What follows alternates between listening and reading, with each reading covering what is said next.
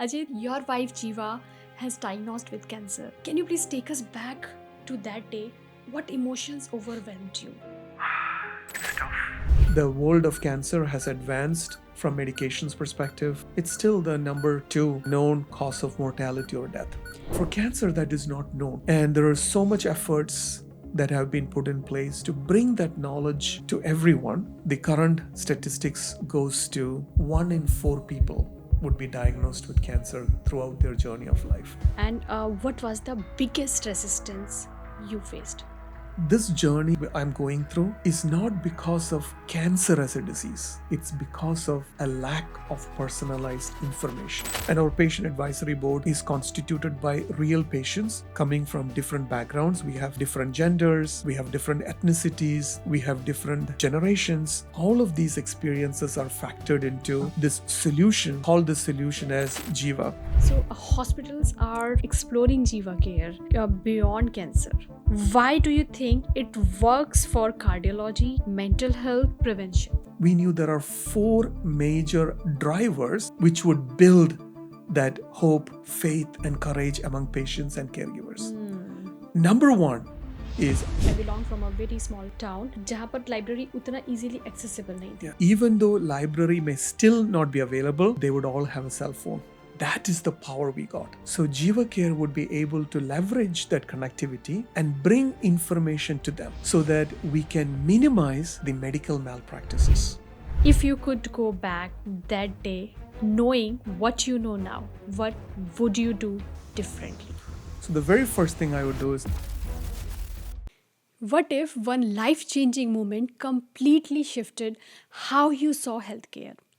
Imagine watching your loved one battle cancer and realizing it's not just their fight, but millions like them are struggling with the same issue, such as emotional stress, complex medical terminologies, communication breakdown, and anxiety. That's exactly what happened to today's guest, Ajith Nair, CEO of JEEVA Care Inc. Today we dive deep into his powerful story, how a personal loss turned into a global mission, how artificial intelligence is revolutionizing patient care, and how a single idea is changing healthcare forever. You should not miss this. So let's welcome our today's guest, Ajith Nair. Ajit, thank you so much for coming to Saparnama with Shilpi, and it's an honor to have you here and to share your amazing, in fact, Jiva Care's inspirational story to our audience. Thank you so much. thank you Shilpi and thank you Lilith for having me here. Ajit, your wife Jiva has diagnosed with cancer while you were working at MD Anderson. I know that moment must have turned your life upside down. Can you please take us back to that day? What emotions overwhelmed you? And how did that emotions, how did that experience shape the way you saw healthcare? Not as a professional, but as a caregiver, as a husband. Great question. So it's tough It is. to bring all of those emotions back. Yeah. I'm so sorry I'm asking this, but I think we should know how all these things came out. Absolutely. So we both were working in MD Anderson. We still are. And when the primary care physician called us and they gave us a referral to oncologist, we knew something was wrong. Until then, there was no thought of visiting a cancer doctor or a cancer hospital. Life was regular. Kids are growing up, focused in academics, social settings, career, financials, family, everything. But suddenly, the word referral to an oncology disrupted everything. I couldn't say anything. My wife couldn't say anything. It was several minutes of silence. On the other side, the doctor was asking, is everything okay? Don't worry. We have experts who can take care of you. But having gone through several patient experiences or witnessing those patient experiences, I knew the answer for cancer is always MD Anderson. So with a deep hesitation, we thanked the primary doctor for the referral to oncology, and we reached out to our facilities, our expertise, our doctors to get a faster appointment.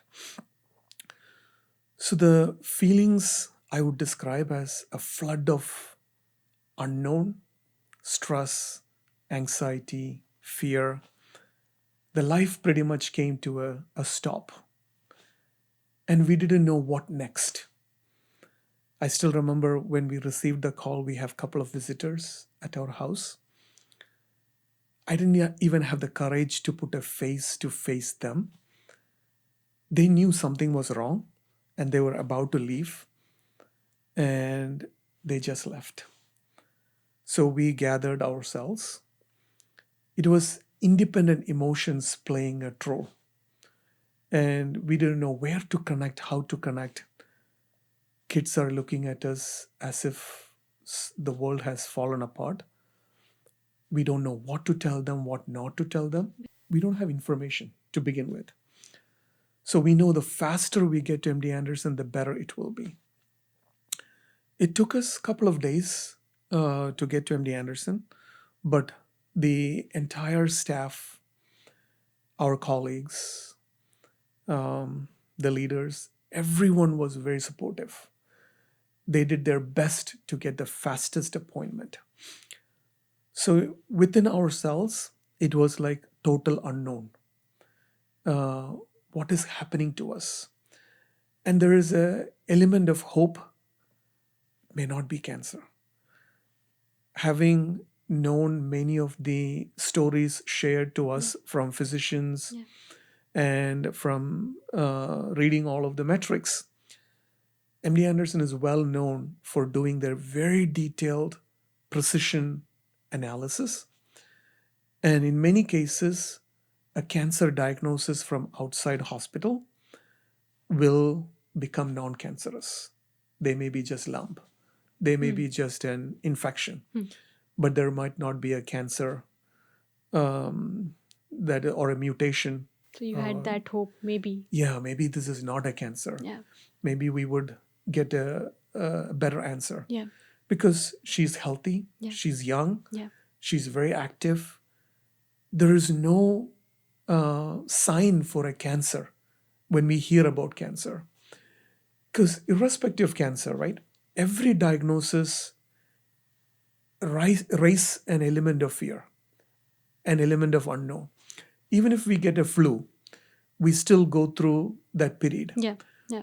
But because flu is such common and it has been there for periods of time, generations, we have seen many others go through flu and come out of flu. There is a huge confidence within us that there is medications, there is a process we go through and we'll get out of it. Yeah. Yeah. Cancer is still known to many as a terminal deadly disease. I would say the world of cancer has advanced from medications perspective, different kind of treatment modalities, different ways to approach the cancer. But even with all of those advancements, it's still the number 2 known cause of mortality or death. So the positive thing for you is you work in MD Anderson. Yes. So you know most of the thing about how all the aspects work. Can you tell our audience about little bit about MD Anderson? So MD Anderson Cancer Center is based in Houston, Texas. It's the number 1 cancer center, I would say, in the world. It is a huge organization dedicated only for cancer. starting with cancer prevention, early detection of cancer, different kinds of treatment for cancer, cancer research, cancer after the periods of treatment, you go into different stages of remissions. So surviving or survivability of cancer is very key, and you have to make sure that you are part of a program.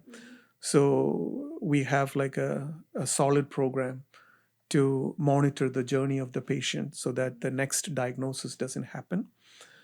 So it's a sophisticated engine pretty much with people, technology, processes. We won our Nobel Prize in immunology. So it's a huge organization with deep expertise only in cancer. So that's why I said the answer for cancer in our minds is going to MD Anderson. I would take this moment to say that anybody who gets a suspicion of cancer or a diagnosis of cancer should definitely reach out to MD Anderson, because the earlier we get an opportunity to understand what is going on, the better the efforts of doctors and researchers and everybody working with the patient and their caregivers for a higher chance of survival. So this hospital is in Houston. Houston, If you are not, Texas. if you doesn't belong, to Houston, or maybe you're outside of USA, maybe you're in India, somewhere else, how can we reach out? So, very interesting you asked the question. In fact, because of the breadth of the expertise of MD Anderson, we have a lot of people reaching out to us outside of Texas, outside of Houston, and from throughout the nation and the world. There is an international number that you can call. There is the national number you can call, connect with our experts, schedule your appointment. And since pandemic, remote medicine is also picking up. There are opportunities where you would be able to connect with the physicians, understand what is going on, and arrive at an optimized treatment pathway and go through the treatment journey. When you come to Texas Medical Center, you would probably see all of these big buildings of every hospital, Yeah. and the majority of the hospital groups are from MD Anderson, or buildings are in MD Anderson. We have a huge ecosystem to take care of the patients, whether providing the hoteling aspects, the treatments, different kinds of treatments, different ways by which they would be able to traverse the journey, concierge programs, so that the patient would feel at ease and can go through the journey in an optimized manner. Can we just touch base the cost aspect?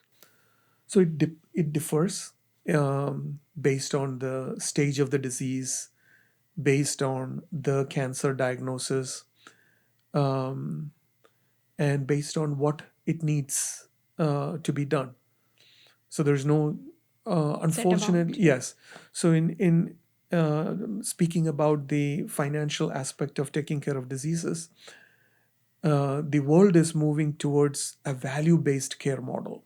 Okay, what's that? Meaning, if there is a known disease, and if you want to make sure that that known disease can be treated in a set of methods, if we talk about a knee surgery, if we talk about a shoulder surgery, if we talk about a cardiac procedure. So these are known procedures with a protocol or a set of processes whereby the treatment will progress, and the cost of care is known for hospitals. So the physicians or other entities would be able to share the cost for those procedures. When it comes to cancer, it's not that straightforward. There's a huge attempt coming from financial institutions to see how we can package a value-based care model for cancer. But the comorbidities or associated diseases of patients, cancer is also a disease of age. the older you get, the higher the risk for cancer. Yeah. So that's why we were so surprised Yeah, and so because shocked. your wife was young, or Yes, she's very young, and we are not expecting a cancer of diagnosis. course, no one expects. Yeah, so young family too. There is a lot of burden to take care of the family. Yeah. So it depends. The financial cost depends upon where you are in the journey, what disease you have, what kind of associated diagnosis you have, Yeah. the stage of the cancer. Yeah. All of those Yeah. becomes part and parcel of computing the cost. So if you could go back to that day, knowing what you know now, what would you do differently? So there's so much things we tried during the course of the journey to bring information to patients. When I take a step back and look deeply into the emotions that we went through, I'm glad you touched on that question as a first question for discussion, because emotions play a very critical role in decision making, Yeah. and decision making leads to the outcome. And emotions are dependent on the information you have. We compared flu and cancer. Because you have a lot of information related to flu, your emotions are more contained. You have more confidence, you have courage, you have faith, you have hope, and you know the treatment pathways to go through that. Yes, I will be bedridden for 3-4 days and then I'll get better. Yeah. So you know the other end of the spectrum. Yeah. For cancer, that is not known. And there are so much efforts that have been put in place to bring that knowledge to everyone, but that knowledge is not needed until you get a diagnosis. Yes. So even if the knowledge is in front of you, you will ignore the knowledge because it's not going to happen to me. It might happen to my family members or distant family members. It might even happen to my neighbors, but I know for sure it's not me. So I ignore all of those early warning signs Yeah. or knowledge Yeah. to offset this. But the world has reached a place where nobody can ignore that. The current statistics goes to 1 in 4 people would be diagnosed with cancer throughout their journey of life. So it's extremely important to include this as packaged information, not the information to scare everybody, maybe personalizing the information to each and every one so that we can be more aware Yeah. on what to do when those diagnoses happen. Yes. So if it happens today, that diagnosis, I would be more empowered with knowledge, having gone through the navigation through different physicians, gaining knowledge on different aspects of the side effects of the cancer, and how to build a community so that we can get the right support when the support is needed. The emotions will be more contained. And even though we are in different stages of remission, there's no guarantee that there wouldn't be a subsequent diagnosis True. of cancer. True. So we expect that. Yeah. Now we are more prepared in how to deal with yet another diagnosis that might be coming on our way. So at what point did you realize, like if I were in your shoes on that time, it was very difficult for me, but you were in the, you work for that hospital, that's world known hospital.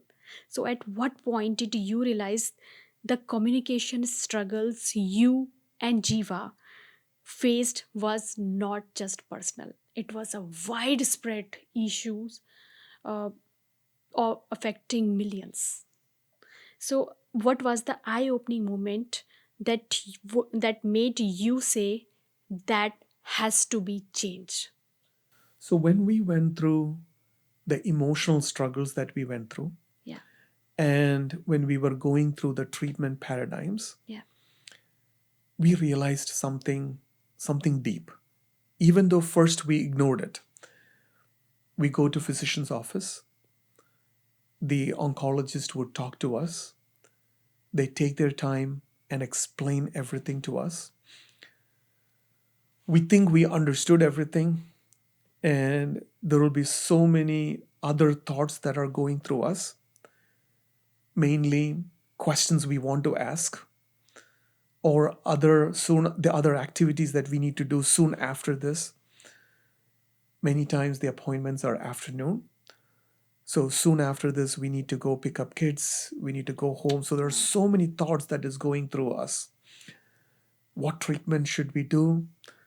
What is the prognosis or the chance of survival from that treatment? What are the side effects of the treatment? So while these thoughts are going on, the physician is taking their time and explaining all of this. So when we leave physician office, we'll typically have some kind of conversation around that. Even though during the later stages, the conversations was minimal, because my wife would be processing her information, what she gathered, and I will also be brooding over everything I gathered. क्योंकि होता क्या है कि जब भी हम किसी ऐसे हॉस्पिटल जाते हैं, बड़ी बड़ी जगह जाते हैं, तो होता वही है कि आपको भारी भरकम जो टर्म्स होती है ना, वो समझ नहीं आते. But it is easy for the doctors to say, but very difficult to digest as an the common man. So I think you got that point. You and Jiva discovered this is hard to understand us as we are in the system, but it is hard to understand. We also saw a dichotomy, meaning two sides of the same coin. When physicians explain things to us, they try to explain in human language, everything by which we understand. Okay. Every hospital has got this medical documentation, which is done in electronic health record or electronic medical record systems. Okay. So we also use an electronic medical record system, and they document all of the visits. And as a patient and as a caregiver, we can review those notes. Unfortunately, all of those notes are written in exactly what you just said, meaning it's in rich healthcare terminology, language that has been utilized. Because those notes are primarily meant for other healthcare professionals to read, understand, and to continue that healthcare journey. So imagine there is two sets of ecosystem that exist. There's a patient journey where patient is living with the disease, experiencing the disease, going through the side effects, managing their daily life and struggle, right? Yeah. There is also a similar clinical side of the house. There is a medical oncologist who is attending to you. Yeah. There will be a part of the treatment which would be chemotherapy. Yeah. There will be a part of treatment going through radiation. There will be a part of treatment going through surgery. There will be pathology work that needs to be done. So all of these clinical teams need to have information. So they would be reading these notes, understanding this, and processing their part of the work. So to find the balance between these two is extremely difficult. Yeah. When you look at the physician's life, they're already burdened with the patients that they have, with all of the activities that they need to do, with all of the documentation that they need to do. So they do not have time to translate everything that they are documenting as medical notes into notes just for patients to understand. So when we come back from these physician visits, we have to reach out to our friends as physician friends who would explain to us what this means. So you guys have this, you can say कि इसका फायदा था आपके पास कि you have some physician friends, but as a common man, if they don't have such connections, so it is hard for them to understand these terminologies, that rich terminologies that you just mentioned. You're absolutely right. So working in MD Anderson, as a passionate champion for MD Anderson, one who believes the depth of the disease and how the disease is manifesting and changing the way of human life, I am determined to do everything possible by which how I can make this journey easier for others. So initially it was, how do I get to the next visit? How do I understand this? But very slowly, my thoughts started to transform, resonating exactly what you mentioned. How will other people who does not have connection to physicians would be interpreting this? How would other patients going to other hospitals? Yeah. MD Anderson is a rare, unique privilege Yeah. that we received. Yeah. There is a whole lot of patients going True. and visiting other hospitals, Very right? true. How will they be processing these informations? Yeah. So these thoughts slowly started to burn inside me. And I started having conversations with other oncologists, other physicians, my friends, people who are working in MD Anderson. And it became evident that there's a huge majority of the patients and their caregivers, they have no clue what is happening to them. They come, they follow physician instructions, what is given to them in their offices or during their discharge. Many times they are given like binders of information, and these information are printed papers. I have gone through many of these information. Many times these are very deep in medical science and medical knowledge. It is rich in healthcare terminologies with pictures and everything. I even reached out to nonprofit organizations who have a lot of publications and informations. At one point of time, you should come to my home. There is a shelf with books and publications in the specific disease that my wife was going through. And my daughter would sometimes say that, "Are you planning to go into medicine and become a doctor in this? Why do we have so much of books and knowledge?" How big your daughter was at that time? She was in eighth grade. So It's definitely a difficult phase. it was very hard. Probably my daughter went through the most hardship comparing me, my son, and our family members because for her, her mom is everything. And she's at that age where her dependency for her mom is increasing on a day by day basis. And to see how her mom is was difficult to connect with her. She couldn't share this with her friends. She went through an emotional trauma, and there was no one to help her because everybody is going through that emotional trench. How I'm did going you through that guys, trench. how did you stay strong at that time? Because, I just completed my mental health series and I learned a lot about it. Yep, Must have been difficult for you, your family. it is. We have our deep roots in faith, prayers, values. Um, all of those were literally challenged. There were many times when I gave up. But when I look at my kids, it brings back the sense of responsibility. Irrespective of what is happening, I have to function as a dad. I have to go to work, be a steward of my employer so that I can carry out my activities and my duties. I have to be a good friend to our network. We have very close friends who deeply cares about us. We have our family members who are in constant touch. So different roles you have to play, irrespective of the real happenings. And we do not even want to upset them as well. We want to make sure that we maintain a decorum of stability. We want to be fully connected with our physicians so that we are following everything that the physicians are asking us to do. It's a very tough journey. So, did anyone push back when you started raising concerns?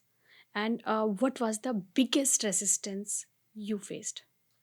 So very quickly, I realized this journey and this experience I'm going through is not because of cancer as a disease.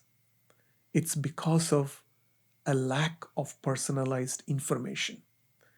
If information was readily available, the journey would have been much more smoother. So when I brought this to the forefront of different groups of people, they all perceived differently. Those who went through the disease connected with it immediately. Those who only witnessed what others would go through couldn't connect to it immediately. Yeah. Yeah. Those who only studied this from books, they discarded it. So I grouped all of my audience into three buckets. Okay. One, who are emotionally connected with the disease, they're knowledgeable, they understood everything that I'm sharing with them.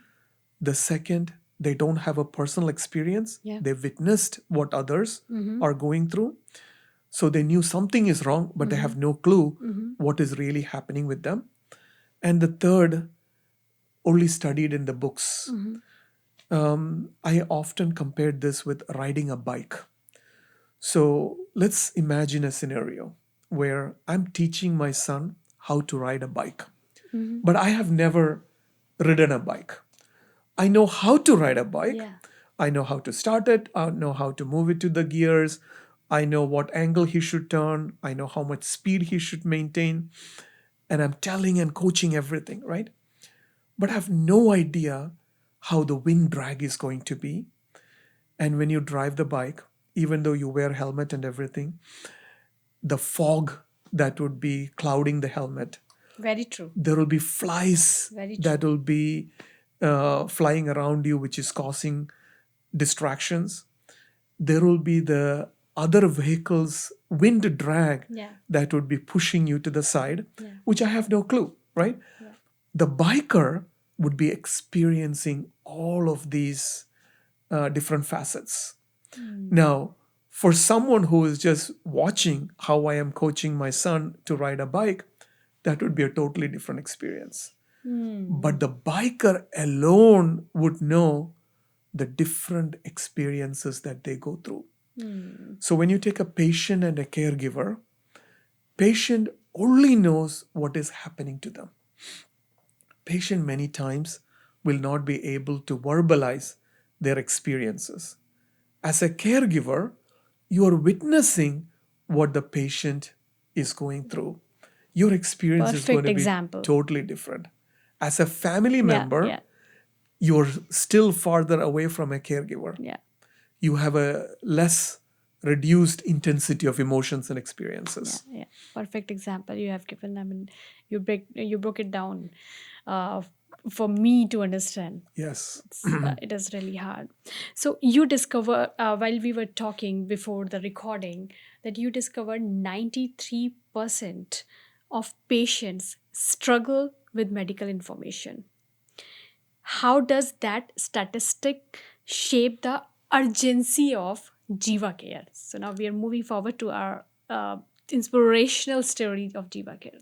So I don't think I mentioned my wife's name. My wife's name is Jiva.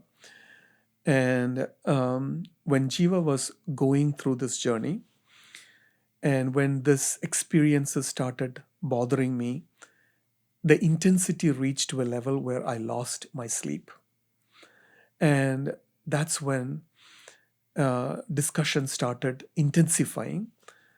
I was fortunate to receive an entry into a program where I had the opportunity to study formally on how these different experiences of other patients and other caregivers are going through. Because there's so much differentiated us based on the uniqueness of our experience. Different culture, different ethnicity, different way of life, different age group, facing chronic disease first time, navigating such a big health system as a patient and a caregiver first time. So maybe it is because of all of this we are experiencing it. So my partner told me that why don't you go through a formal study and understand what is really happening? What are the root causes of these experiences? Is it just Ajith and Jiva phenomenon that you're going through? or is this happening to other people? So when I finished that study, exactly as you mentioned, there's a large majority of the patients and caregivers in the same bucket that I am going through. There started the quest. If I am working for the number one cancer center in the world, how do I transform the experience of every patient so that when they hear about cancer, they can navigate this journey like a flu or like a fever or like a headache, so that they are completely engaged with the pathway of cancer and they can be very effective in terms of going through the disease, going through the treatment pathways, learning more about how other research and other clinical trials that are available, how to engage with it with courage, with faith, with hope. So all of these started resonating with me, and we wanted to seek a solution set for this. So MD Anderson is a very innovation friendly hospital Yeah. because many of the root causes of cancer, treatment cancer, can only come from innovation. So research plays a very critical role. So I got a huge support from different groups to engage into this paradigm and do the formal research to find out what are the root causes of cancer or root causes of these experiences that patients and caregivers are going through, and how can we prevent those. When you go through a bad experience or when you are not engaged with the treatment pathways, many times you go home, you might discontinue the treatment, you go through alternate Yeah. treatment pathways, the disease progression will be intense, and then you come back again when your disease is now accelerated and has become very complex. Yeah. The subsequent journey is going to be extremely difficult. So we want to make sure that patients stay engaged with that. So there is a term called when a patient is discharged from the hospital, and if the instructions are not followed based on how it is provided to them, they come back to the emergency room. And when they come back to emergency room, typically the emergency doctors, they have a census or they know an admission or a volume, they can predict a volume. But if patient volume exceeds that, that becomes a multifaceted problem. It breaks down the balance that is managed and maintained in the emergency room. It impacts the staff, the staffing, and the staff hours. So it results in burnout. When you have demand exceeding the supply, quality suffers. And not only that, the financial nature of this is also critical. I learned that 50 to 60 billion dollars is lost on an annual basis because patients come back to the emergency room and go through this process called readmission. Readmission. Yes. Okay. Because they are discharged from the hospital, the clinical team is expecting that they are recovering at home. Okay. Because there is a complexity that either the patient thought there is a complexity or the patient has not been adequately informed regarding the complexity or they couldn't manage it, they come back. So there is, which I call as false positives and false negatives. Now, there are genuine cases where the patient should come back to the emergency room to take care of their complexity. But unfortunately, more than 80% of these patients coming back to emergency room, they're called as preventable readmission, meaning they shouldn't be coming back to emergency room. These preventable readmission is contributing to over $50 billion on an annual basis. And when you compare cancer, I also learned that cardiology, urology, nephrology, these numbers can go in larger cost. Starting Jiva Care wasn't just a business venture. It's deeply personal. It was deeply personal. What gave you the courage to step into entrepreneurship? So And how did the mentorship at Harvard Business School shape this mission? it's a very powerful question that you ask. I didn't have any intention to become an entrepreneur.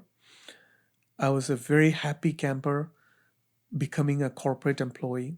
So you were corporate employee, and then you, after all this, when you were trying to find out the solution, then you step into the Yeah. So there is entrepreneurship. when I look back, there was a mysterious force that was working within me to find a solution because I couldn't rest peacefully without a solution.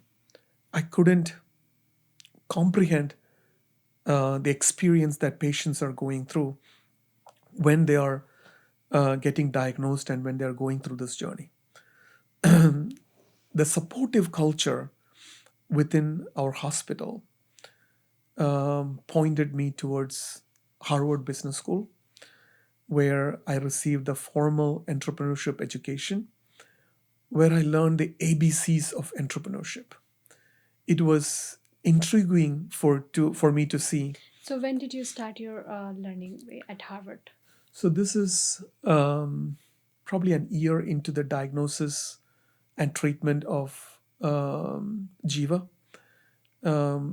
2018, 2019 timeframe. So it was very eye-opening to see so many case studies being presented. There is a very distinct step-by-step process that you go through. And that's when I learned that I am into this path of entrepreneurship. And when I finished that program and I came back, MD Anderson has got this amazing mentoring program.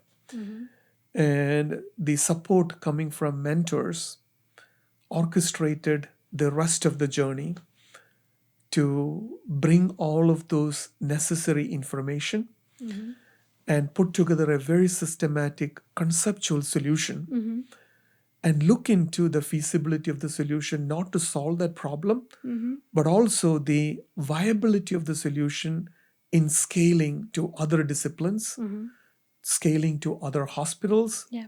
scaling to other geographies. And I could clearly see myself as in a different lens, more than me being focused. So, working in strategy, I already had the idea and the principle to think and look at a bigger picture. But this was more than a bigger picture. This was really problem solving and going through the nuts to bolts, taking every step of the way with the precision that it needs so that the solution can be brought into the fingertips of a larger group of patients, caregivers, physicians, hospitals. It was a painful journey because I was wearing so many hats, but it was a grateful journey. I'm deeply indebted to the culture of MD Anderson, the supportive nature of the leaders. The best part is you didn't get stuck in the trauma. You thought, okay, let's find the solution. You're a champ. Thank you very much. I think the strategic wiring of my brain may be pushed into that paradigm. Because once you experience something, you know other people are also experiencing the similar thing. And how do we share the knowledge? In fact, I'm thinking back few decades back. So when I came to this country and when I'm trying to establish my academic pursuits, going through my PhD program, I learned that America has a different way of handling situations compared to many other countries. Yeah. In America, everything is a process. Everything is set up for you. So the dependency of you to another human being is very less. You can call 911, the ambulance will be coming to your doorstep, the police can be reached in no time. Yeah. Everything in this country is oriented as a process, which makes our life much easier. Yeah. So when I was going through this journey, I knew I have to share this experience with others. But how do I share this experience with others? Maybe to be very specific, if we receive the diagnosis, if somebody could tell us 45-year-old Indian born woman who is a vegetarian, who is very conservative, who has a very disciplined way of life, who is religious, who follows all of those practices, got this cancer, what was the survival rate? Right? That would help me make my decisions much faster. I would be empowered, right? Okay, here is a treatment that would give us this result. Here is another treatment that would give us another result. What we encountered, Shilpi, was the moment you get the cancer diagnosis, the time is ticking. Your friends will reach out to you. Ajith, there is this treatment. There is 50 patients went through this treatment and they got cured. Why don't you try that? There, I collected. You had to choose the right thing. Because time is ticking. Absolutely. I collected 13 different treatment pathways which Jiva could go through, which everybody said there is a cure. Yeah. But all of these people who told us that there is a cure, they were not the patients. Correct. They were the witness or a third party who listened to this. Yeah. So we couldn't really trust and go through that. Sure. But neither, I don't want to be having this lingering thought in my mind. If something happened to Jiva, maybe I should have taken that pathway. Yeah. It is a very powerful emotional response which will plague you throughout your life. If something happened to Jiva, right, I should have gone through a different pathway compared to this. So my quest and my purpose of life right now is, how do I collect all of these information and bring it to the patients and caregivers with the help of their physicians, their hospitals, and everyone, so that patient becomes the center of healthcare. If you look at our healthcare landscape, it all started with the patient, right? Without patient, there is no doctor. Without doctor, there is no hospital. Without hospital, there is no insurance companies and payers and all the other aspects. So patient should be the center of all of these ecosystem components, connecting and providing and delivering that care. Unfortunately, I question whether that is the reality. The reality might be care driven by incentives, care driven by financials, care driven by what is known today, what is not known today, care driven by research protocol or a drug that is coming to the marketplace. So this journey is, how do we position patients as the center of the healthcare? How do we empower patients with only their information that is needed, so that they are fully empowered to take the right decisions? Ajit, you were told it might take 100 pitches to get funding. Yet, you secured your first investment, or yeah, you secured your first investment very quickly. What was the moment like? So once we went through the mentoring program, Yeah. I have the fundamentals. I know the fundamentals of what constitutes a startup. Mm-hmm. Let's call it as a startup. Yeah. Even though we have no clue what we are really doing. Yeah. We know the problem very well. We know all of the root causes of the problem. We have a conceptual solution. We have a team that is dedicated to solve this. Yeah. And I was going through this mentoring program exactly as you mentioned. I went through 32 versions of presenting this idea to this group. Yeah. It was not easy. It was very tough because the moment you present and you go through that experience of answering questions from this group, Yeah. many times you don't know. So you revise, you revise, you revise. But when it came closer to 25, 26th version, I knew I was gaining the confidence of this pathway. Got it. So 32 versions, we completed it. Yeah. And they told us that you go and do 100 pitches. And 100, only after 100 pitches, you should expect some reasonable investment. So our very first pitch with the team, we got a referral from Rice University to a company based in Washington. And we presented our idea and our solution to this group. They listened to the whole thing. This was Friday evening. And Saturday, they called us and said they want to invest $100,000 to this idea. Wow. So that was excitement. Whoa. Probably that was the longest Sunday I had. Yeah. I couldn't wait to go back to MD Anderson and tell them that we have a pledge from somebody with $100,000 who is committed for building a solution for this. Wow. So out of excitement, I asked that group, what caused you to invest with us? What prompted you to, because $100,000 is a lot of money. What prompted you to commit to this pledge? So remember, we talked about 3 buckets, right? Yeah. Yeah. One, the first bucket That's is correct. somebody who Yeah, experienced it. Yeah. The president of this company went through kidney cancer, and he knew everything that we shared with them. He went through that same experience. It was personal for him also. It was very personal for him, his wife, his kids, his family. And when he heard this story, He went through the same journey. absolutely. So when he listened to this whole story, he's committed to have some kind of solution out there. He said, Ajith and team, go build something. I'm not worried about my money.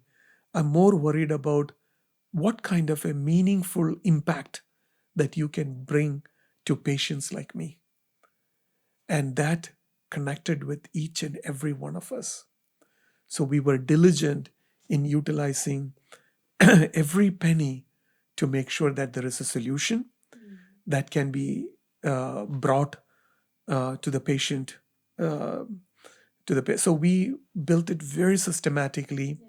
We created a clinical advisory board who can coach us, guide us from a clinical perspective. We have a patient advisory board who would take a look at these solutions and tell us whether this is how they are going to be experiencing this. And our patient advisory board is constituted by real patients coming from different backgrounds. We have different genders, we have different ethnicities, we have different generations, we have people going through different burdens as they navigate cancer. So we get a collective experience coming from all of those different groups of patients. And then all of these experiences are factored into this solution we call this solution as Jiva. In fact, when MD Anderson asked us, what do you want to name the solution? I didn't know what name to pick. I was asking. I was about to ask that question. Ki, the name Jiva Care has a significant meaning. So, what can you share the meaning and the vision behind the name? Absolutely. It's my honor and pleasure to share that. So when we received the funding and when we shared to our mentoring group that we got the funding, and that's when the realization came to the forefront that now we need to start a new company. Until then, we were thinking that we are going to build a solution. The solution is going to be part of MD Anderson. We are going to champion through the doctors and roll it out. But when the funding came, the funding cannot be housed in MD Anderson. Now we need to create a new company. So they guided every step in creating the new company, but I have to come up with a name for the company. So I'm coming up with the name of cancer care, effective cancer care, next generation cancer care, all of those things. So one of the committee members said, this whole thing started with your wife, and they don't know what the meaning of Jiva or anything like that. But Jiva sounds like Alexa. So why don't you name this as Jiva? And I thought about it. It makes perfect sense. We named the company as Jiva Care. Jiva, Indian language, meaning life. Wow, Zindagi. Yes. So we named the product as My Jiva and the entire solution as Jiva Care. So that's how the That's genesis why of it is Jiva a Care started. perfect name. Yes. My Jiva. Wow. Thank You you. found the perfect name for your mission. Yes. Nice. You have built Jiva Care as more than a tool. It is an AI companion. How does it personalize support, ensuring patients feel empowered rather than overwhelmed by technology? Because no one, if I talk about my family, my dad, my mom, they're not very friendly about the technology part. But if we talk about the AI as Jiva Care, it is an AI companion. It's very easy because I played with it. It's very easy to talk, and it's a. I mean, can we just share a demo about Jiva Care? Can we do that? Absolutely. Absolutely. So before we jump into demo, you asked a very powerful question. The journey of Jiva Care, now when I look back, it's all happening. It's not intentional. It is all opening doors. I believe the same way the coloring and the picture behind us, it was explained to me. It is the doorway that was opening. So first we came up with a solution. We got the funding. We went through a very strict process called institutional review board in order to conduct a clinical trial. So we conducted a clinical trial with breast surgical oncology. 60 patients went through the clinical trial. The results of the trial was amazing. When we heard the feedback coming from patients and caregivers, we were literally in tears because the hypothesis that we thought, how do we transform the anxiety, the stress, the fear of patient into faith, hope, courage, so that they can go through this journey of cancer care? That was our goal. And when we heard caregivers tell us that now I have everything in my hand so that I can take care of my wife according to the physician instructions, Shilpi, that brought us tears. When patients, including physician as a patient, said, after the third word my oncologist said, I couldn't remember anything, but I had the confidence that my Jiva is with me. I went through the journey peacefully. When physicians gave us the feedback that the exercise videos and the information that we presented there were personalized to each patient, where the patient got connected with their care, their workload is less, the nurse's workload is less, because you don't have to explain the same things again and again and again. That's true. That's true. So it was an unbelievable experience, and the feedback that we received from patients, caregivers, and the clinical team. So we published it. We presented it in Society of Surgical Oncology. Yeah. We received so much accolades. We won the Innovation Challenge Award within the Surgical Oncology Amazing. Innovation Challenge. And we went back to the patients and asked, what can we do now? Right? We created a platform. Yeah. It was utilized by clinical team, you all experienced it, and they said exactly the same thing that you said, Shilpi. They said, today I have to click on an app and the app will tell me what to do. But I don't want to click on an app. I'm already burdened, right? I'm already going through chemotherapy, a lot of things. I want the app to talk to me. Okay. So we went back to the Everyone needs a drawing. companion. Absolutely. We went back to the drawing board. So this was the time when AI was not that popular. Yeah. This is so today if I talk to AI, anybody AI, everybody knows. Yes. Right? But This back was in in 2019, it was Yes. not that popular. Absolutely. So when we received the 2023 award for the Popular Apps Award, the public award, one of the judges mentioned, I know you're going to have like an AI assisted solution for the patients where patients don't need to know anything about technology. Can you bring the images of oncologists there? That was an excellent recommendation, because what patients were asking is they want 24/7 companion or a coach or even their physicians with them if they love their physician, right? Yeah. So if my physician is with me, I'm going to feel the confidence of going through the journey. So we went back to the drawing board. We created this a companion, an avatar. We first thought that empathetic female companion would be feasible. When we asked the patient advisory board, they all thought that yes, this is a great start. Yeah. Let's go with this. So that's how we created the AI companion. Wow. Who would give patients the instructions that the physicians want to communicate to the patients in a very seamless way. So can we have a demo of JEEVA Care, please? Absolutely. Yeah. Okay, so first we need to click on the app, My JEEVA. Yeah. So you got, so my Jiva opened.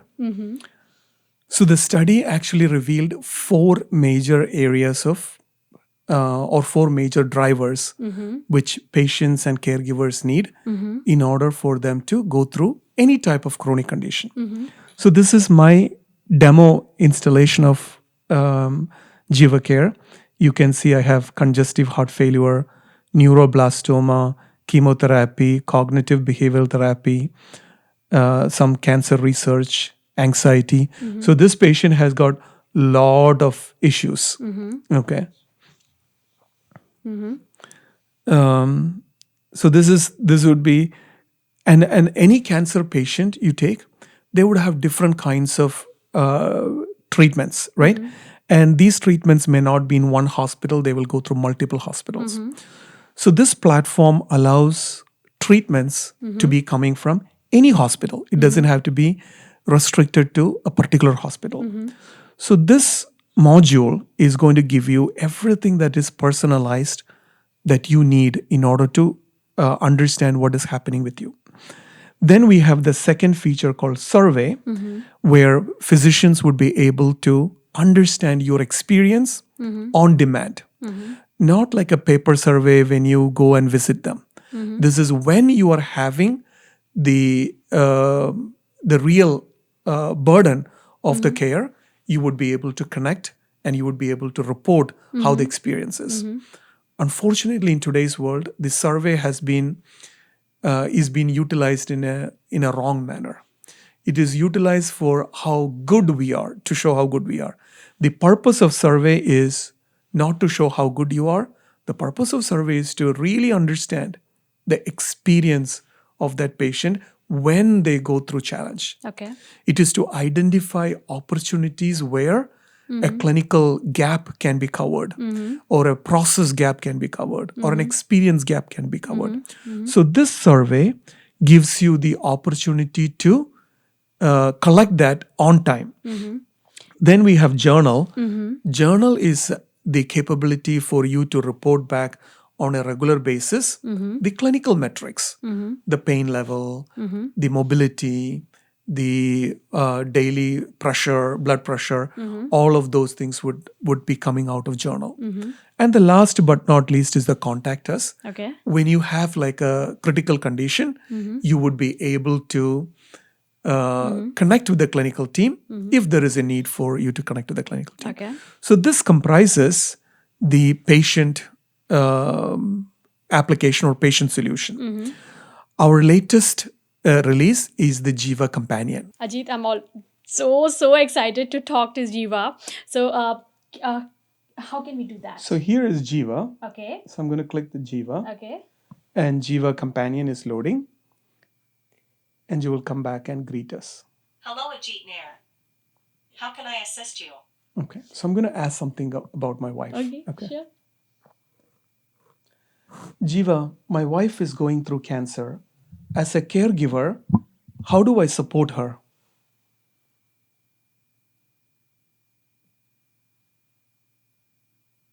I'm sorry to hear about your wife's diagnosis. As a caregiver, you can support her by providing emotional support, attending medical appointments with her, helping with daily tasks, and encouraging her to stay positive. It's also important to take care of yourself and seek support when needed. When you say emotional support, what kind of emotional support can I offer?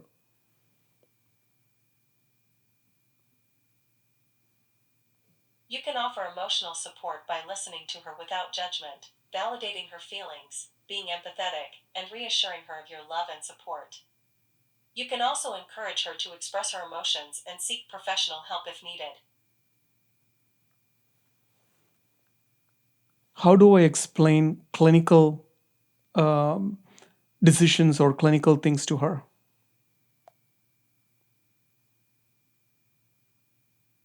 As a caregiver, it's best to leave clinical explanations and decisions to the healthcare professionals.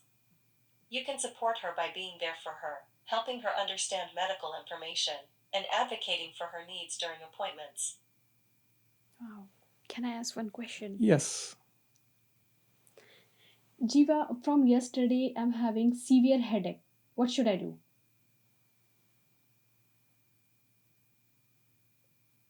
I am not a doctor. Please consult a healthcare professional for medical advice regarding your severe headache.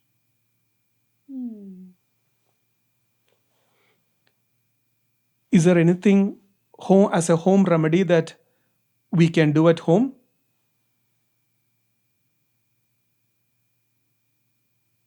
You can try resting in a quiet, dark room, applying a cold compress to your forehead, staying hydrated, and taking over-the-counter pain medication if needed. If the headache persists or worsens, please seek medical advice. Wow, that's amazing. Jiva, my son is struggling with math. What should I do?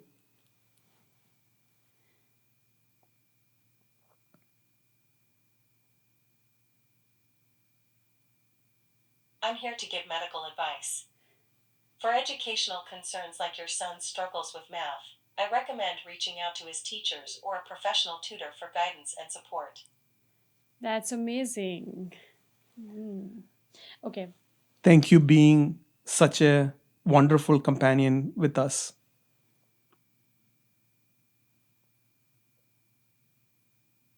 Thank you for your kind words. I'm here to support and provide you with medical information to the best of my knowledge. If you have any more questions, feel free to ask. Jiva, my friend got high fever. What should I do? Any home remedy, please?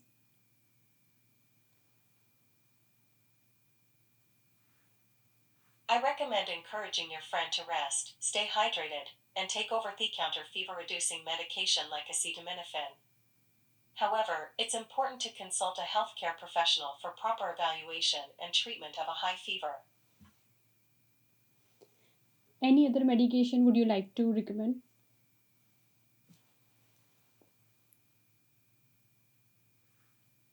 I recommend seeking medical advice from a healthcare professional for proper evaluation and treatment of a high fever. Thank you, Jiva. Thank you, Jiva, for helping us.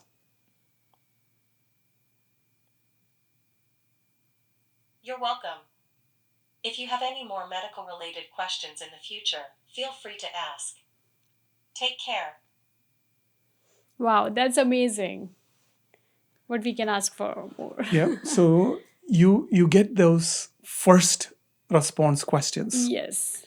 Jiva will not give you advices other than medical related. Mm-hmm. She strictly communicates to you that she is not a doctor. Yeah. She will only communicate to you medical related information Yeah. prescribed by your doctor. Mm-hmm. She encourages you to connect with your health system, connect with your clinical team. Mm-hmm. So, the training that she has undergone, she has basic information, basic knowledge regarding evidence based medicine. So, when you asked regarding the headache, she recommended that That's quiet correct. place. Yeah. Yeah. Yeah. Those are known evidence based, which works for many patients Mm-hmm. to reduce that the burden of neural activity, which might be a causative factor for the headache. You found the perfect solution, and it will definitely benefit millions of people. Chair, Ajit, where do you see Jiva Care in next 5 years? It's a very exciting question. The possibility of expansion of Jiva Care, as we discussed, in different disease sites, in different institutions, in different countries, the possibilities are endless. So we can clearly see several trajectories of Jiva Care. Jiva Care being a digital health company, it can grow into, right now we are in the seed phase. It can become a Series A, Series B, Series C, become public and then grow. When you look at the industry and the trends of digital health companies, many of these innovative digital health companies will get acquired by larger organizations. So companies like Epic, companies like Oracle, companies like Microsoft. We are already a Microsoft technology partner. Wow, that's amazing. Yes. Congratulations. Thank you. Thank you. So Microsoft was extremely interested with us when we secured our 2023 Innovation Challenge winner. And when we presented our Society of Surgical Oncology presentation, Microsoft reached out to us. They want us to be in their startup program. And they had an account manager dedicated for understanding what Jiva Care is, how Jiva Care is growing, what resources do we need in order for us to grow. They invested first $150,000 of infrastructure and technology support with us, and then it was renewed again. So Microsoft can procure us. Lately, we became a Microsoft partner. Congratulations. Thank you. Thank you. Wow. So now, because we are a Microsoft partner, all of these large institutions will be able to download JivaCare right from their website. We are part of their marketplace. Everybody would be able to utilize. So that pretty much took the burden from JivaCare as a smaller company, the sales and marketing arm. So these ecosystems that exist today will take Jiva Care to greater heights. So the possibility is a procurement from one of these large giants can happen. Or Jiva Care would grow by itself and capture a significant amount of market and become part and parcel of and its own identity as well.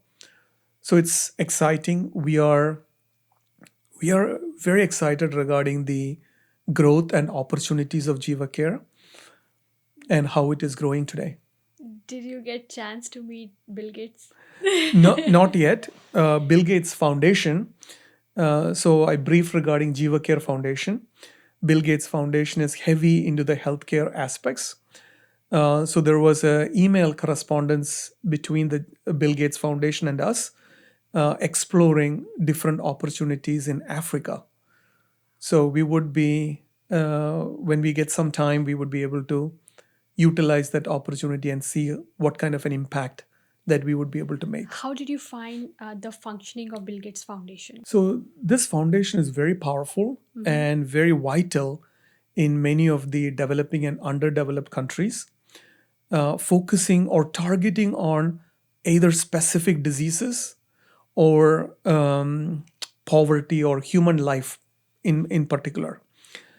So when you look deeply into the public health spectrum, I can clearly see there are 3 core diseases that are driving many of the chronic conditions that human beings face.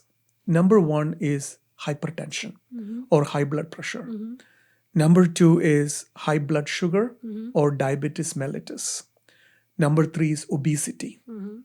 So if there is a way by which we can reduce the risk of individuals getting diagnosed with these 3 major diseases, then cardiology can be limited, cancer can be minimized, neurologic disorders can be prevented, all other chronic diseases or diagnoses can also be minimized.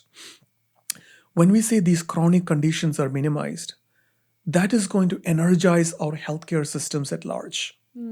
Because now our limited resources available in different countries from a hospital perspective, whether it's in infrastructure, whether it is personnels, whether it is physicians, whether it is supplies, whether it is pharmaceutical availability, all of that can be optimized for those segments of patients who are in dire need for this.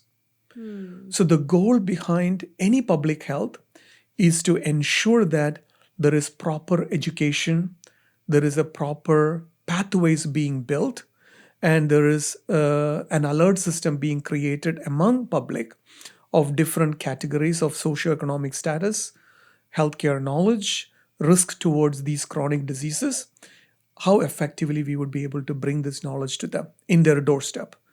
So we learned, in fact, when we had conversations with Bill Gates Foundation, we learned that there are possibilities of Jiva Care utilizing our capabilities towards that front, to become a public health enabler by which we would be able to give personalized information to each and every individual householder by which they can minimize the complexities of these diseases. How will Jiva Care get benefited after this partnership? So we want to treat this as non-profit. Okay. It would not be part of the Jiva Care Incorporated. It will be part of the Jiva Care Foundation. So the benefit is going to be twofold. Number 1 is impact. What is the transformative power that Jiva Care is bringing to the world? Number 2 would be reach. How effectively we can reach to different patient populations, different members of society, different world. What's that bigger picture, global impact that we are bringing to the planet? Ajith, AI in healthcare can be controversial. How do you ensure Jiva Care maintains trust and accuracy? Phenomenal question. This is a question that is being asked at every conferences. Yeah. No matter what, I don't think we can stop AI. AI is proving its value in every industry. I heard that even in wars, AI is being utilized. Yes. So it is inevitable that our life will be changed by artificial intelligence and the different implementations of AI in different forms. When it comes to healthcare, we have to be very careful. We have to make sure that we can trust, it is secure, Yeah. it can protect our personal information. Yeah. We call it as protected health information or any type of PHI. That's correct. Or our personal information. It is doing the right thing for us. It is instructing us in the right manner. So we truly believe we need to capture the strength of AI, but pair it with human-driven intelligence. So our AI implementation is based on human-driven, so that AI can follow the systematic way by which how the physicians are instructing it to do. So when we looked at the demo, you asked some question regarding medical opinions. Yeah. The way we have trained our AI is not to offer any medical opinion. First, it will say, I am not a doctor. Yeah. So we are informing the patients and caregivers that it is not a doctor. Yes. And then it would say, here are the evidence-based information that it has access to. When we roll JEEVA Care to a large hospital, the instructions that that Jiva would provide to each patient and caregiver is based on how the physicians want that instruction to be catered. So depending upon the procedure that the patient went through, depending upon the treatment, whether it's chemo, whether it's radiation oncology, or whether it's supportive care treatments, the agent or the companion would be giving that information is based on how the hospital, how the physician, how the clinical staff want the patient to have. Okay. So, how do you get updated? So we have a 24/7 training that is going through with all the evidence-based information, publications, journals, Okay. validated medical information, trained so that Jiva would be able to be up to date. So, hospitals are now exploring Jiva Care beyond cancer. Why do you think it works for cardiology, mental health, and even preventions? So this is what I would say blessing in disguise. Yes. Because when we received the first funding to build a solution, we knew time is of essence. So we don't want to put too much emphasis in UI or Yeah. user interface Yeah. or personalize it to oncology. So our goal was to build an open-based system where any hospital, any health system, any service line can easily come to the platform with absolutely no training. They would be able to create their own educational system which can be delivered to patients. Nice. So when we completed the study, Yes. we knew there are 4 major drivers which would build that hope, faith, and courage among patients and caregivers. Number 1 is I need to know what I am going through, Okay. not what my wife will go through, Ab- or not my parents have gone through, or not my friends or Yes. neighbors would go through, Yes. what Yes. I would What go I through. would go through. Yeah. And that's exactly what the physician is telling me. So our first driver is how effectively we would connect the physician and patients, informing the patient what they are going through, utilizing no healthcare jargon, only the information that the patient wants to know. That's the first set. The second set is to capture the patient experience when they go through the recovery journey. So we have an on-demand survey, different kinds of questions, different kinds of way that clinical team would be able to gather the perspective from the patient can be all done in survey. The third one is journal. Journal is where any treatment pathway that you take, you would have to report back to the clinical team either your mental health, how you're experiencing the disease, or your pain level, or your mobility, how much you can move, how much you cannot move, or your sleeping patterns, or the medications that you're taking. So it can be different parameters which are of clinical significance, which are important for you, but it's more important from a clinical perspective. Yeah. So in less than few seconds, you would be able to report those journals.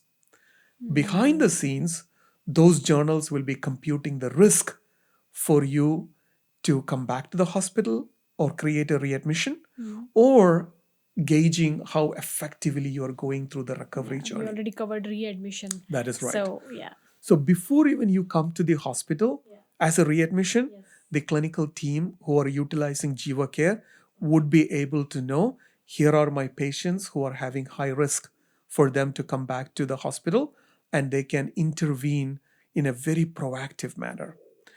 Because of the open system that we built, and we received a call from Houston Methodist to see whether they could try this in cardiology, because cardiology also experiences a very high readmission rate. Yes. So we are in early stages of clinical trial with them for cardiology. And one of my friend introduced Jiva Care in mental health. As part of University of Texas, we actually presented Jiva Care in different events. In fact, mental health has become a growing concern, and Jiva Care is a blessing for them. Absolutely. And the psychiatry team, after evaluating Jiva Care, let us know that this would be a perfect solution where they would be able to guide the patients before an event happens. When the patients are climbing up the anxiety, Yeah. the stress, the fear, the depression, they would be able to know very quickly through journals. Yeah. And those risk calculations would flag them that these are the patients you would probably need an intervention. Everything is linked. Yeah. Yeah. So counseling can be administered, medication can be changed, different patterns can be done before an event happens. I also want to bring, there are so many case studies which we have come across. Every group that we share with, they would have an application that they can bring to the table. So, how do you take the data, or how do you, choose with whom I should do that study? So the good thing is, this is a technology solution. Jiva Care as a company do not own any data. Okay. The physician and the hospital, they decide, they are the owners of the data. They decide every step of the way, Okay. and they engage directly with the patient. Got it. Our role as a company, as a solution provider, is to bring the technology and the platform to these physicians and to the patient groups. They pretty much drive the rest of the aspects. Ajit, before recording, we were discussing about a story, a very powerful story you shared, Indonesian girl. It's an amazing experience. Yes. So, a young Indonesian girl and her father, which inspired the creation of the Jiva Care. So, I would like to know about it. So this is a totally unexpected, strange encounter. So I was having casual lunch in a restaurant, and upon leaving the restaurant, I saw one of my friend. She is going through tears. Very quickly I recognized that she's not feeling well. So I approached her. We had a very good conversation, and she said her father has gone through 3 sets of surgery, and now the hospital is asking for 4th surgery. I asked her, like, what is going on? So she explained. I don't think I comprehended everything, but suddenly an idea came because I have Jiva as a companion with me. I gave Jiva to her and said, why don't you talk to Jiva and find out what is happening? So Jiva, after listening to my friend, said that your father is going through stage 5 kidney disorder, and the only treatment that's available is a kidney transplant. She was very thankful and grateful that there is no need for another surgery because the only treatment that's available is a kidney transplant. That's evidence-based information. She recognized and she said, Ajith, if you can make this available to my country, the medical malpractices can be prevented. In many countries, in US, healthcare is very regulated. There are a lot of eyes and ears that are open into any type of healthcare practices minimizing the medical malpractices. But in many countries, that's not possible. So the hospitals, physicians, health systems, I have read so many case studies where they take advantages of the public. That's the first time I realized the application of Jiva and Jiva Care solution in public health. So I came back to US and I realized we need to start something called as Jiva Care Foundation. So Jiva Care Ah, okay. Foundation should provide free access to Jiva with evidence-based information because we are training Jiva Yes. 24/7 anyway. And it can be downloaded by anybody from any country and they would be able to understand what they are going through and come up with those latest and greatest information without reading journals. So remember, when my dad went through cancer, I had to go to library. Yeah. I had to study Yeah. from a ground up, right? And may be aware like आप India में जहाँ पर भी आपने ये library access किया, कुछ छोटी जगहें ऐसी हैं इंडिया में जहाँ से लाइक मैं I belong from a very small town जहाँ पर लाइब्रेरी उतना इजीली एक्सेसिबल नहीं थी. Yes. So you found that library but may be हर किसी को वो अवेलेबल नहीं होता. So when you fast forward probably 20, 25 years, even though library may still not be available, they would all have a cell phone. That's correct. That is the power we got. Yeah. So there is connectivity, right? So Jiva Care would be able to leverage that connectivity and bring information to them so that we can minimize the medical malpractices. So patients and caregivers. So when Jiva talks to you, Jiva only talks in plain language, right? Now we are also launching an effort to convert the dialogue in different languages and different dialects. That's blessing for many people. Absolutely. We want Jiva to be there in every family, no matter whether you're going through a chronic condition like cancer or not. Because protecting the health is going to be the wealth for many, for the human race, I would say. Yeah. Because I was reading somewhere, you work hard through your early years, focusing on wealth building, and then from middle age to the late years, you spend your wealth protecting your health. If you can protect your health from day one, maybe you can balance the health and wealth. Yes. So what's the biggest challenge in bringing healthcare education to people who need it most? So the biggest challenge is knowledge and information, right? They should know that there is a solution like Jiva Care.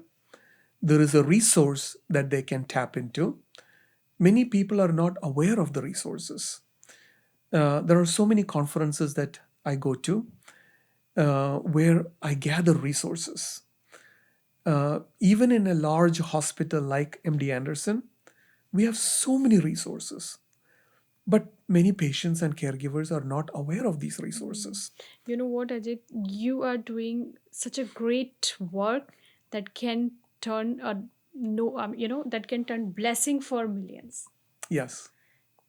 And like if we go back for the mental health, like you touched that mental health पर loneliness बहुत सारे लोग होते हैं जो केवल अगर lonely होते हैं मेंटल हेल्थ उनको इफेक्ट करती है. May be with the blessing of जीवा care AI companion. That's a very powerful statement that you mentioned. Yeah. When you are a cancer patient, your mental health will be impacted. So you need a AI companion like Jiva Care. Absolutely. You can talk to Jiva. You can express yourself. Yes. There are so many situations where you wouldn't be able to share your feelings with your spouse, with your children, with your parents, with your friends, with your social network, but you can confidently share with Jiva. Jiva will listen to it. Jiva will make some occasional comments to it. Wonderful work you're Yes. doing. So Jiva would be like an empathetic listener. Yeah. But note, there will be no judgment or no utilization of that information at a later That's stage. correct. That's correct. The last question of today's podcast. Looking ahead, how do you see Jiva Care shaping the future of patient care and the healthcare system globally? So there's a lot of possibilities. Every step that we take is a doorway to the uh, next opportunity. There is a lot of potential on what the solution that we have built. And programs like this will definitely socialize the capabilities of the solution to a larger audience. My personal vision is to have Jiva at every home, not only for the patient, but also for the caregivers and even for the children. Remember, I told you my daughter went through probably the maximum emotional trauma. She was just in eighth grade. Yes, if Jiva was there, Jiva would be able to talk to my daughter in her at her level. Jiva would be able to play games with her. Jiva would be able to show different kinds of ways by which my daughter can be empowered, not becoming a victim of that situation, but how can she position herself to take care of her mom? How does she connect meaningfully with her dad, with her brother, with her friends? There is nothing wrong in sharing this with her friends or social network. So Jiva could bust many of the myth and the social conditioning that my daughter has and help her in her journey, easing her mental health, right? When I went through my PhD was focused in cancer caregiving.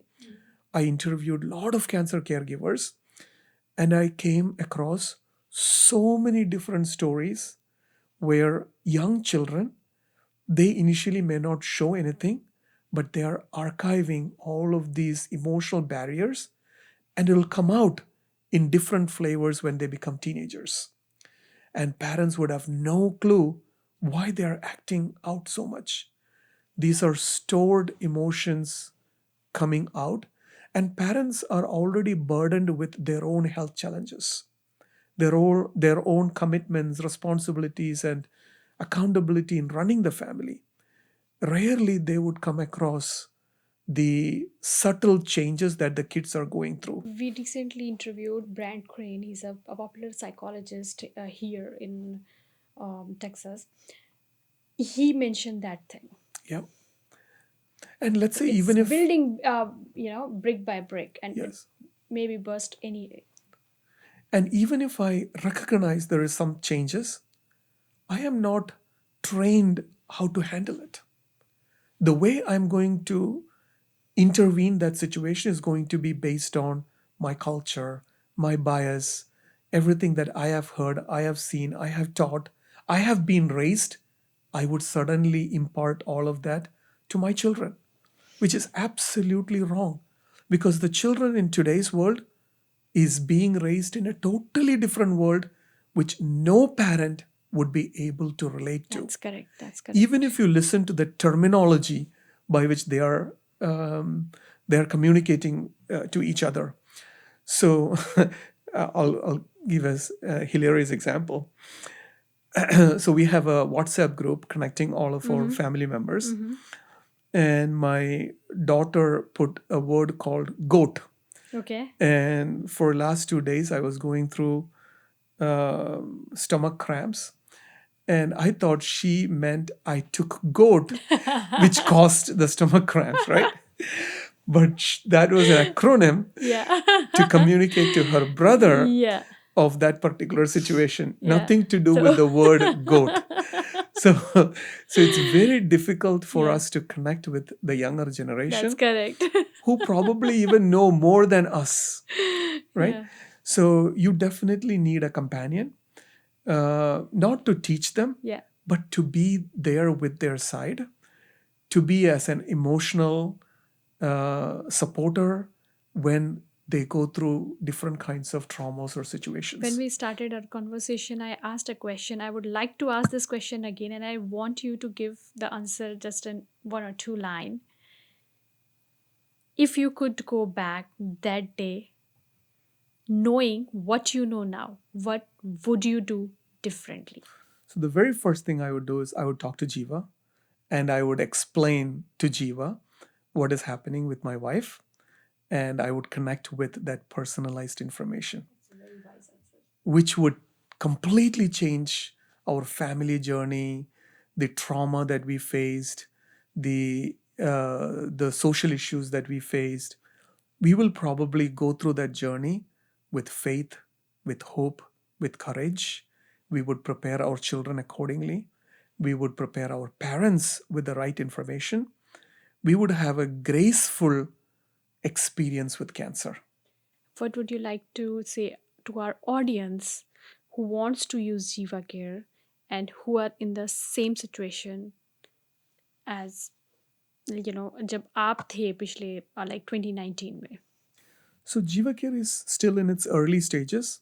I would strongly suggest talking to your physicians regarding Jiva Care. There is a solution like this out there.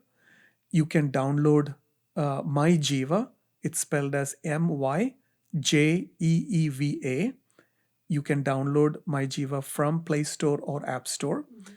You can encourage your physicians, clinical team to utilize the Jiva Care platform and share only human readable information to you and make your journey comfortable.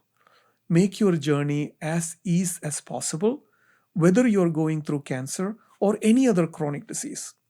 Not only your journey will be comfortable, you can also bring lot of peace, lot of courage, lot of hope for your caregivers at different age groups. What message would you like to give the person who is battling with the cancer? Not for that person, for the caregiver. So it is understanding and empathizing with your patient is absolutely a must because the patient is going through a tough time. But empathizing doesn't mean sympathizing with the patient. Gathering evidence based information and making sure that you are there to support and you are there to impart courage, faith, hope, and also connecting with the physicians, engaging with the clinical system, because clinical systems are all going through this evidence based journey. So, connecting with that is absolutely the must. That's correct. Thank you so much, Ajith, for your time and sharing your inspirational story. I really learned a lot personally, and I'm so excited to share this with our audience. Thank you, Shilpi, and thank you for everything that you are doing. This has been an amazing opportunity to reflect, to come back, and to share the different stories that we discussed. Thank you. Hope to see you back here again. Thank you very Thank much. you.